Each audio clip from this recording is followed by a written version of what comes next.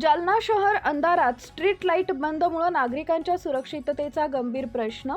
नमस्कार, आपण पाहत आहात चंचल वार्ता न्यूज जालना।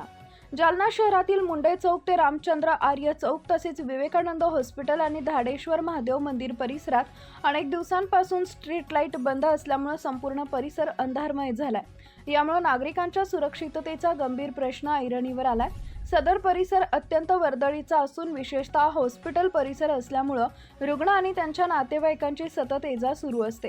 याचबरोबर धाडेश्वर महादेव मंदिर परिसरात खाटूश्याम देवाच्या दर्शनासाठी मोठ्या संख्येने भाविक, महिला, लहान मुले आणि ज्येष्ठ नागरिक येत असतात। दरम्यान 29 मार्च रोजी रात्री सुमारे 9:20 अंधारामुळे एका ज्येष्ठ नागरिकाला वाहनाची धडक बसून अपघात झाला। सामाजिक बांधिलकी जपत तत्काळ प्रथमोपचार करून संबंधित व्यक्ती सुरक्षितरित्या घरी रवाना करण्यात आले। मात्र ही घटना प्रशासनाच्या दुर्लक्षामुळे घडल्याची भावना नागरिकांमध्ये व्यक्त होतीये।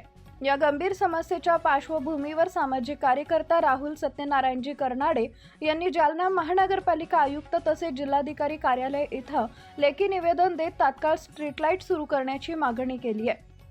भारतीय संविधानाच्या अनुच्छेद 21 नुसार भारतीय नागरिकांना सुरक्षित जीवनाचा अधिकार आहे। त्यामुळे सार्वजनिक रस्त्यावर योग्य प्रकाश व्यवस्था उपलब्ध करून देणं ही स्थानिक प्रशासनाची जबाबदारी आहे। नागरिकांच्या सुरक्षिततेच्या दृष्टीने प्रशासनानं तात्काळ कारवाई करून संबंधित परिसरातील स्ट्रीट लाईट सुरू कराव्यात अशी जोरदार मागणी होतीये।